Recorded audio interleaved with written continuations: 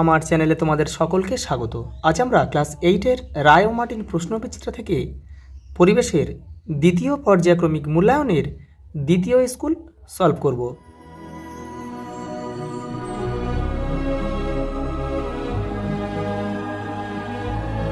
প্রথম প্রশ্ন দেখো, তাপ সঞ্চালনে কোন পদ্ধতির জন্য জড় মাধ্যমের প্রয়োজন হয় না?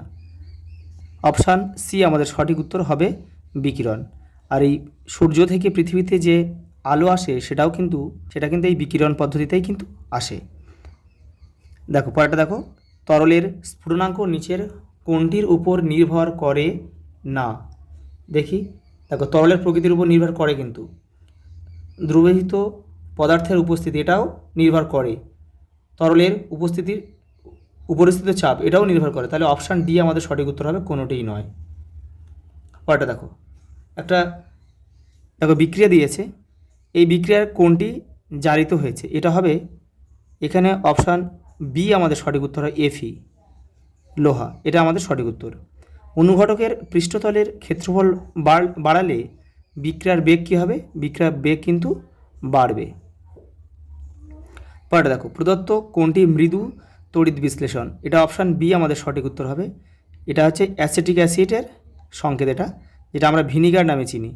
আর NaCl, H2SO4, KOH এগুলো কিন্তু তীব্র তড়িৎ বিশ্লেষক। পরেরটা দেখো, জলের তড়িৎ বিশ্লেষণে ক্যাথোডে উৎপন্ন গ্যাসটি হলো, এটা হবে হাইড্রোজেন।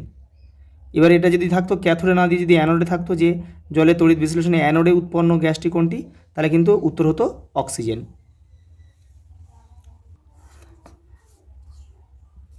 কালাজ্বর একটি, এটা হবে আদ্য প্রাণী ঘটিত রোগ, আদ্য প্রাণী বা প্রোটোজোয়া ঘটিত রোগ। আদ্য প্রাণীটির নাম হচ্ছে লিশম্যানিয়া, আমি এটি লিখে দিচ্ছি, এটা লিশম্যানিয়া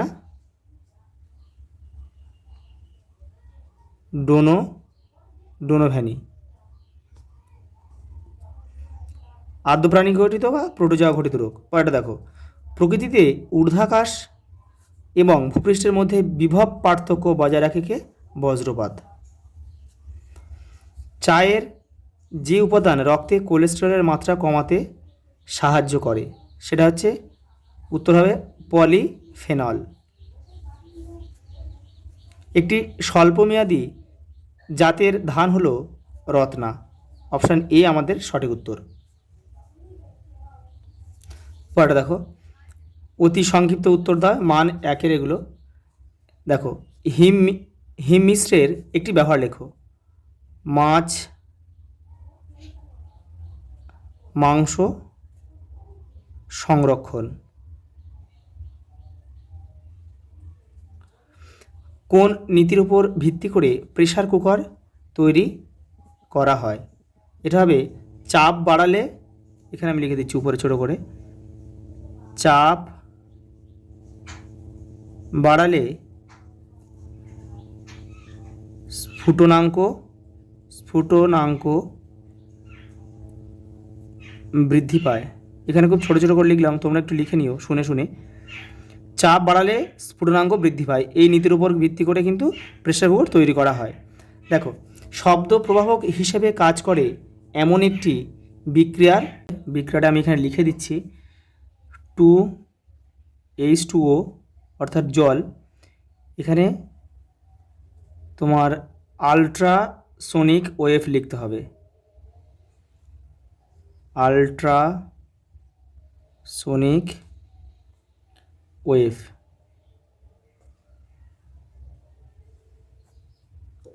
এরপরে বিক্রিয়াটা আমি পাশে লিখছি, এখানে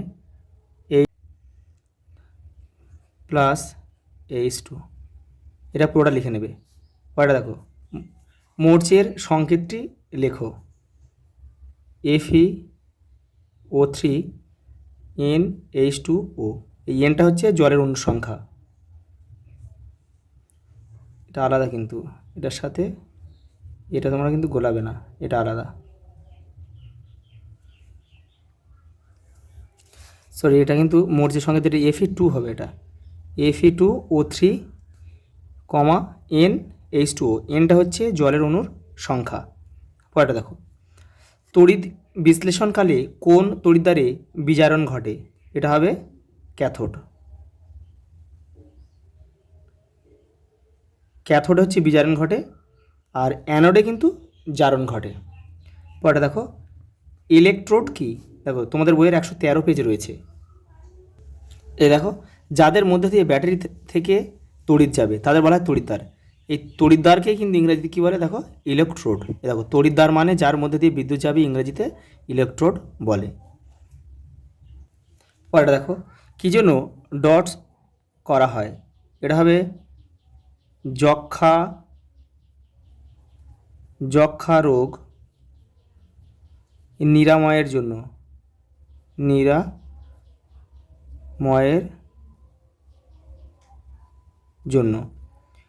প্লেগ রোগের জীবাণুর নাম লেখো।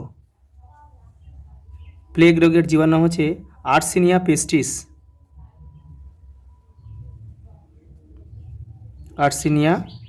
পেস্টিস।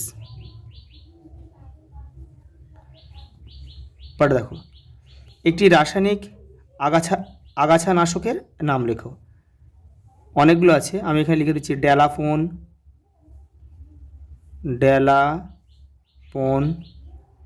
আরগুলো বলে দিচ্ছি। পিক্লোরাম লিখতে পারো তোমরা, পিক্লোরাম।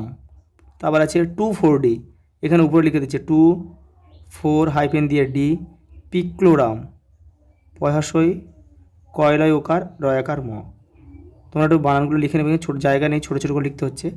পিক্লোরাম, 2,4-D, ড্যালাপোন। পরে দেখো, কম্বাইন হারভেস্টার কী কাজে ব্যবহার করা হয়? ফসল কাটা,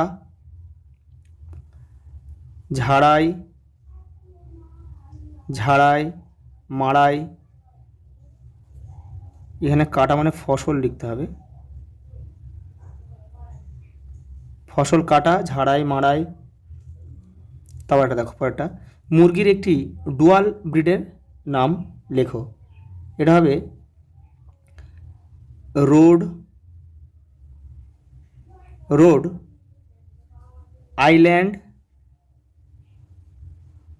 আইল্যান্ড রেড। আরেকটা হয় প্লাইমাউথ রক, এটা লিখলেও তোমাদের হবে। সত্য না মিথ্যা লেখো। মাখনের কোনো নির্দিষ্ট গলনাঙ্ক বা হিমাঙ্ক নেই, এটা কিন্তু সত্য। মাখন, পিচ, কাঁচ এদের কিন্তু নির্দিষ্ট গলনাঙ্ক হয় না। পরেরটা দেখো, বাষ্পায়নের হার কোন কোন বিষয়ের উপর নির্ভর করে? তোমাদের বইয়ের দেখো 36 নম্বর পেজে রয়েছে উত্তরটা। এই দেখো, এগুলো কিন্তু লিখতে হবে। এখানে 4টে রয়েছে। যদি তরলে উপরিতলের ক্ষেত্রফল বেশি হয় তবে বাষ্পায়ন দ্রুত হয়। বাষ্পায়ন হওয়ার জন্য কোনো বিশেষ উষ্ণতা অর্জনের প্রয়োজন হয় না। তরলের উষ্ণতা বেশি হলে বাষ্পায়ন দ্রুত হয়। তরলের ওপর বায়ু চলাচলের ব্যবস্থা থাকলে বাষ্পায়ন দ্রুত হয়। তরলের প্রকৃতির উপর বাষ্পায়নের হার নির্ভর করে, যেমন স্পিড খুব তাড়াতাড়ি বাষ্পীভূত হয়। পরেরটা দেখো, থার্মোফ্লাক্সে তাপ সঞ্চালনের উপায়গুলি কীভাবে আটকানো হয়? দেখো তোমাদের বইয়ের 45 নম্বর পেজে রয়েছে। এই যে তোমাদের কিন্তু এখান থেকে লিখতে হবে, যে এখান থেকে তোমরা এটা পুরোটা লিখতে, এখানে পুরোটা লেখার দরকার নেই। তবে যদি লিখতে পারো খুব ভালো হয়, আর যদি না লিখতে পারো এখান থেকে লিখবে। এই বিকিরণ প্রক্রিয়ায় বাইরে থেকে তাপ ভেতরে প্রবেশ করার সময় প্রথম দেয়াল দ্বারা প্রতিফলিত হয়ে ফিরে যায়। এখান থেকে এই পর্যন্ত তোমার লিখলেও কিন্তু হয়ে যাবে। পরেরটা দেখো, দেখাও যে রাসায়নিক বিক্রিয়াতে জারণ বিজারণ একই সঙ্গে ঘটে। তোমাদের বইয়ের 107 নম্বর পেজে তোমরা এখান থেকে এটা করে নেবে। এই যে এক রয়েছে, এখান থেকে করবে। উত্তপ্ত কালো রঙের কিউপ্রিক অক্সাইডের উপর দিয়ে হাইড্রোজেন গ্যাস চালনা করলে কিউপ্রিক অক্সাইড বিজারিত হয়ে লাল ধাতব কপারে পরিণত হয় এবং হাইড্রোজেন জারিত হয়ে লাল জল উৎপন্ন করে। দেখো এইখানে তো তোমার লিখতে হবে, কিন্তু এই বিক্রিয়াটা না দিলে কিন্তু তোমরা নাম্বার পাবে না। এই বিক্রিয়াটা তোমাদের কিন্তু মেন, এই বিক্রিয়াটা দিলে কিন্তু হয়ে যাবে। পরেরটা দেখো, গ্যালভানাইজেশন প্রক্রিয়ায় ব্যবহৃত ক্যাথোড, অ্যানোড এবং তড়িৎ বিশ্লেষণের নাম লেখো। দেখে নাও, এই দেখো তোমাদের আমি এখানে করে দিয়েছি। দেখো ক্যাথোডে কি যে লোহার বস্তুর উপর প্রলেপ দেওয়া হবে সেটা হচ্ছে ক্যাথোডে ব্যবহার করতে হবে। অ্যানোডে বিশুদ্ধ জিঙ্কের পাত। আর তড়িৎ বিশ্লেষণ হিসেবে ব্যবহার করতে হবে জলে দ্রবীভূত জিঙ্ক সালফেট, ZnSO4 বা সমজাতীয় লবণ দ্রবণ ব্যবহার করলেও হবে। পরের প্রশ্ন দেখো, লোহায় মরচে নিবারণের উপায়গুলি লেখো। দেখে নাও। এই দেখো এখানে আমি লিখে দিয়েছি।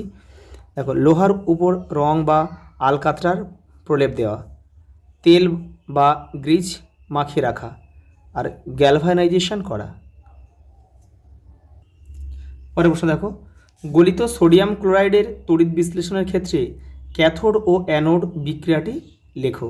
তোমাদের বইয়ের দেখো 114 নম্বর পেজে রয়েছে। এই যে দেখো, এই যে NaCl থেকে উৎপন্ন সোডিয়াম ও ক্লোরাইড আয়নগুলো যতক্ষণ ক্যাথোড অ্যানোডে দিকে হয়ে যাবে। এই যে ক্যাথোড বিক্রিয়া আর অ্যানোড বিক্রিয়া, এটা তোমাদের লিখতে হবে। পরের প্রশ্ন দেখো, বিভিন্ন প্রকার মশার নাম ও তাদের দ্বারা সংক্রামিত রোগের নাম লেখো। দেখো 169 পেজে রয়েছে। দেখো বিভিন্ন মশা, এখানে দেখো প্রথমে লিখবে ম্যালেরিয়া। ম্যালেরিয়া রোগ ছড়ায় কোন মশা? স্ত্রী অ্যানোফিলিস মশা। এটুকু লিখলেই হয়ে যাবে। তারপর দেখো ডেঙ্গি রোগ ছড়ায় এডিস মশা, এডিস ইজিপ্টি। আর একটা লিখবে, আমি দেখো এখানে লিখে দিচ্ছি, ফাইলেরিয়া রোগ ছড়ায় কিউলেক্স মশা। এই তিনটে লিখলেই কিন্তু হয়ে যাবে তোমাদের। পরের প্রশ্ন দেখো, বজ্র নিরোধক কি? এটি কীভাবে কাজ করে? দেখো, বজ্র নিরোধক হলো উঁচু বাড়ির ছাদে লাগানো একটি ধাতব দণ্ড, যার নিচের প্রান্ত মাটির গভীরে পোঁতা থাকে। এটি বায়ুমণ্ডলের আধানকে সরাসরি মাটিতে পাঠিয়ে দিয়ে বাড়িকে বজ্রপাতের হাত থেকে রক্ষা করে। পরেরটা দেখো, ফসলের কীটপতঙ্গ নিয়ন্ত্রণে ব্যবহৃত রাসায়নিক পদ্ধতির ক্ষতিকারক প্রভাবগুলি লেখো। তোমাদের বইয়ের 210 নম্বর পেজে উত্তরটা রয়েছে। দেখো এই যে রাসায়নিক দমন পদ্ধতিতে ক্ষতিকারক প্রাণীদের মৃত্যু খুব তাড়াতাড়ি হলেও নানা সমস্যা দেখা দিতে পারে। এই যে সমস্যাগুলো দেখো, 5টা সমস্যা রয়েছে। এখান থেকে তোমরা 3 থেকে 4টে লিখবে, লিখলে কিন্তু হয়ে যাবে। পরের প্রশ্ন দেখো, পরিচলন স্রোত কি?